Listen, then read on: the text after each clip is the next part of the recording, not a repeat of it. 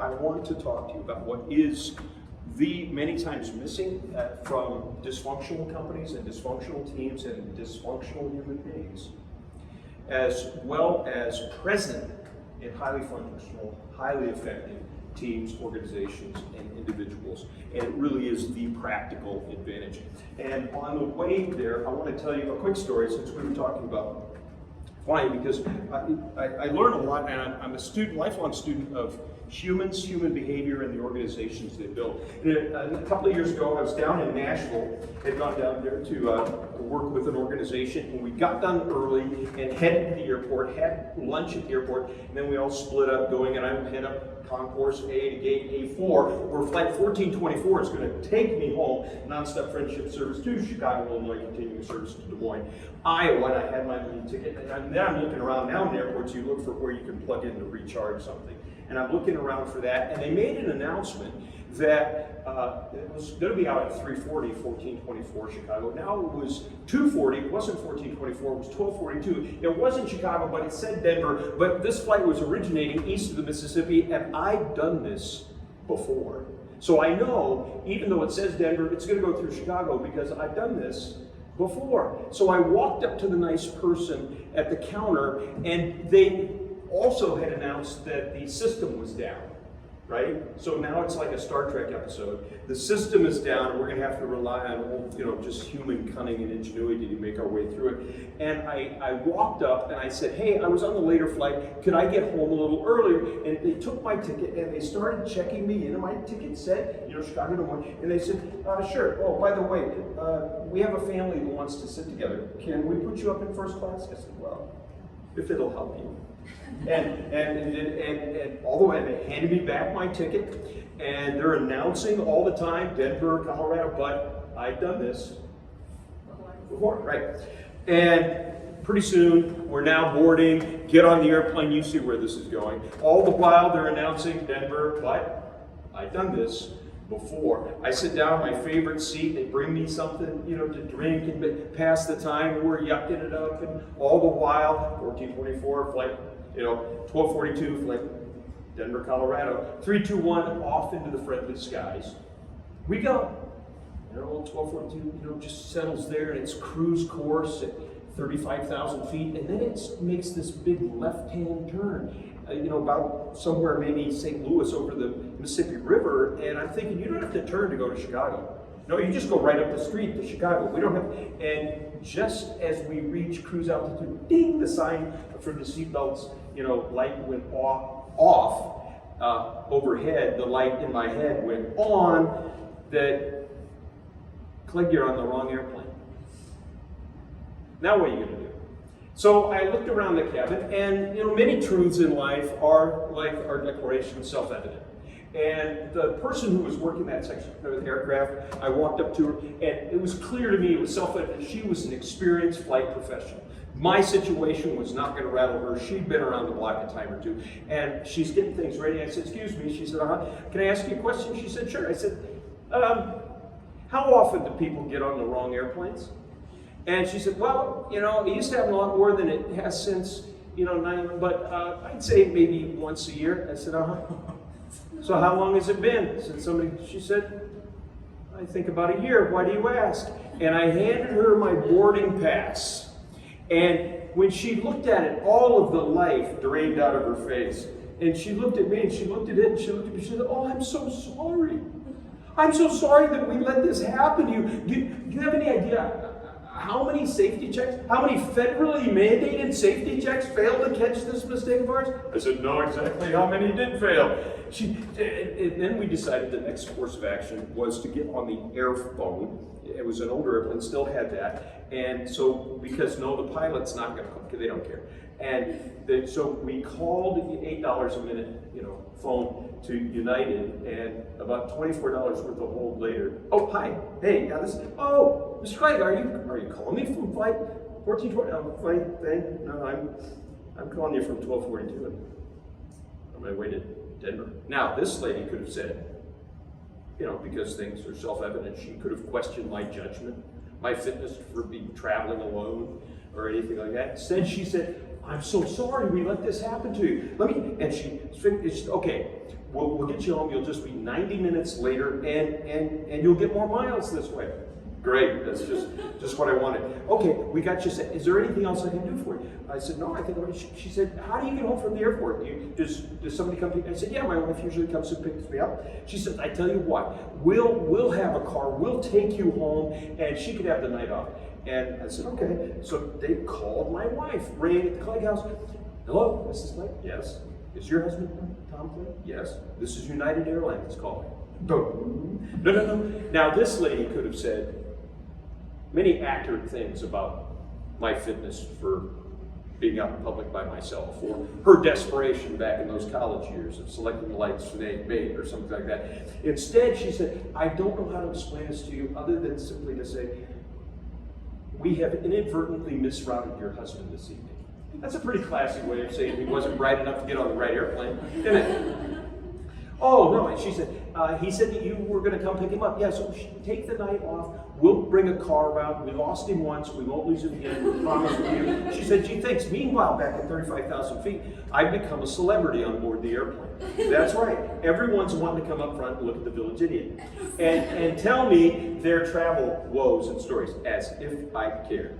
And and be sure, and the stewardess, they brought me like the little plastic wings, and a bottle. We're so sorry about this. And they kept apologizing. And as we're settling in on approaching to Denver, the captain gets in. In the future, folks, when traveling aboard United Airlines, always make sure that the destination city printed on your boarding pass matches the one in the overhead announcement. Yeah, thanks. I hadn't thought about that. We land. We pull up to the gate. We stop. They've all conspired. The light goes on, or the light goes off, and you can stand up, and I'm the only one who stands up, and they all applaud. Thanks a lot. Get me in front. Be sure to get on the right airplane. Hadn't thought about that. Thank you. The door opens. There's 2 customer service agents with a sign with my name while they're announcing over it, well, passenger Tom Clegg, please report. And they walked me down to the Des Moines gate, and they sat with me. And I said, guys, no. We want to be here with you. Okay. And then they announced Des Moines, any passengers with special needs could board early. They take me on board. They literally sat me down and they buckled my seatbelt, and they made the lead flight attendant sign a piece of paper that yes, she had witnessed that I got on the airplane. And then they turned, and before they left, they said, we're just so sorry about all this. And they handed me an envelope. I said, well, thanks. And I put it away. Off we went, and evidently I eventually did make it home. And it occurred to me, and I opened up the envelope. Now, for my mistake, right, United Airlines had written a beautiful flowery letter and 2 first-class tickets anywhere United or its travel partners flew anywhere in the world. I've attempted this strategy 2 other times. Well, and you might be saying, for my mistake. You might be saying, Tom, what's the point? And surprise, there really is one. You and I come factory equipped as human beings into the human race, powered by a little 40-watt electrochemical machine, the mysterious, wonderful organ known as the human brain. And that little 40-watt electrical chemical machine, it's fueled by calories, and in an effort to conserve energy, the human brain has an amazing capacity, as I've just demonstrated, to eliminate and ignore familiar messages. Right? How many of you are married or involved with a significant other? Let's see your hands. Okay. Have you witnessed this amongst human beings, that they can be within eyesight and certainly within earshot, and you can speak to them and they'll say, what? And then a lot of married life is simply yelling in the other room, what did you say? Or that you will talk to them, they'll say what? And as you start, they answer. Right? But we filter out machines, so familiar messages. So the effort is not just to hear, but to truly listen. And that's the challenge when you speak to a group, because we live in such an information-saturated world. And you people deal with messages all day long, one type or another. And in fact, oftentimes, I've gone into the room to listen to somebody talk, and I was pre-planning what I will daydream about while I'm in there, because I'm already convinced I'm not going to listen, because I don't want to, anyway. So I know that's a challenge. And what I'm going to say to you in the next few minutes is really very simple and very elemental and extremely important. If you want to make a difference, if you want to serve on a team that can be extremely powerful, be a part of an organization that is beyond functional, but to real history making, as what I perceive you are trying to do. And it's all around a little 5-letter word: trust. The presence or absence of trust does more to determine an organization's success and a team's effectiveness, an employer or employee's workplace satisfaction, engagement, and performance than perhaps anything else I've ever found. And it's because trust serves as the foundation for all team, organization, family, group, human group dynamics. My good friend and mentor now, Pat Lencioni, wrote in his book, 5 Dysfunctions of a Team, and really opens it up in the book, The Advantage, just showing us that trust serves as the foundation. And by trust, I mean willing to be vulnerable, which doesn't mean, we're not going to do trust falls out of trees or something like that. But it's the vulnerability of saying, I don't know. Or I dropped the ball. Or I need help. Or simply and unafraid of being vulnerable to the point of showing that, hey, I need help. Hey, I don't know. Hey, I need to grow in this area. Hey, that's a challenge for me. Hey, I slipped up. And knowing they can say, hey, I slipped up without any kind of recrimination, and to where mistakes are celebrated when they're admitted versus the human behavior of CYA. Are you with me? As a foundation, because without trust, then we can't have healthy, productive conflict. You know what destructive conflict is, right? When you tear apart each other's character and shred people, and I love the fact that you reject gossip and drama, but to have productive conflict is where we can have differing views on how to solve a problem and passionately defend them and proclaim them and pound the table and get at each other, all the way up to the screen door of destructive behavior. And then we know how to behave if we accidentally go through that door and bump into each other. We know how to make amends and apologize in a way that's meaningful and real and restorative.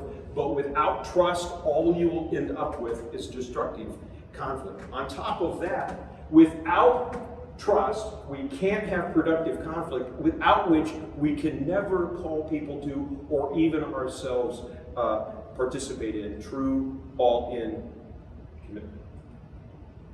And without that, we can't effectively call people to, or hold each other, or willingly participate in the kind of accountability we need to successfully and repeatedly hit the numbers like you did last month when you get a half day off at the end of the month, right? And we all said, woo, okay. And without these four, we'll never be driving at the same results. We'll be scattered all over the place. And like I mentioned, you can find that more about this in any of Pat's books, but if you're going to read one, read The Advantage. Now, trust.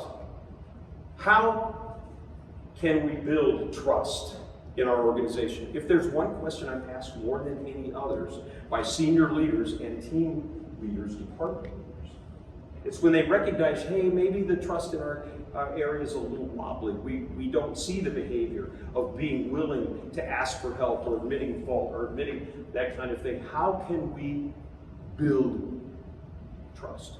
If I could, in the next 5 minutes, empower you in the ability to build trust on your team, in your family, at your ball team, whatever, would you be interested? I see your hands. If you'd be interested in that, or okay. Although I'll just wrap right now. All right. How can we build this? Real simple. And the ideal team player is what we all want to be, and it's critical. But the three things that we bring to the table as ideal team players and to play on a team that is effective, you need these three things in each person. But here they are. The first one is humble. Team players are humble. And by humble, I mean they admit when they're wrong. They know when to ask for help. They're vulnerable. They don't pretend to be experts at things they aren't. You get that? I don't mean, oh gee whiz. I'm not talking about a personality trait. I'm talking about the character capacity of being humble. And they're also hungry. Hungry is not just literally, I didn't have lunch today. Hungry is, I'm committed to the team goal and I'm willing to give, like you just celebrated with somebody else, my discretionary time or energy or even budget dollars to hit that are outside of my area to hit the team's goal. You see what I mean? That kind of hunger for what the team is trying to achieve. So humble, hungry, and smart. By smart, I don't mean merely intelligent. I'm talking about people smarts. They understand about other human beings, and they understand that all of my workmates bring 100% of their humanity to work, and we understand that our behavior sometimes can be non-conductive to healthy relationships or communication or that sort of thing. So they're deeply self-aware, and they have higher than average emotional intelligence. You with me? Hungry, humble, and smart. Now, if you had just one and are really weak at the other two, like if you're humble but not hungry or smart, those kind of people end up being sort of pawns. They're just placed and do this and they do their thing, and pawns are valuable on the chessboard. I'm not saying that persons who are this way are invaluable, but that's what you have. And people that are hungry but not humble or smart, they tend to be bulldozers. You know anybody like that? My kids kind of think I'm that way at times. And if you're not humble or hungry but are smart, oftentimes end up being the charmer. But most of us are a blend. And now if you have 2 out of 3, if you're humble and hungry but not smart, that person is the accidental mess maker. Do you know any people like that? Anybody want to just admit it right now? But you can understand that, right? They just do not really have that emotional intelligence or that kind of connectedness to the room or able to read other human beings. And so there's the accidental mess maker. Now, if you're humble and smart but struggle in the hungry side, well, there you get the lovable slacker. And I think my daughter married one. Anyway, no, that's not true. That's not true at all. It was the other one. No, that's not true either. Now, if you're hungry and smart but not humble, that person many times ends up being the skillful politician. Does this kind of jive with your experience? So what do we do with this? Humble, hungry, and smart. How many of you serve on a team? A sub-team inside this organization? Right? Almost everybody? Yeah.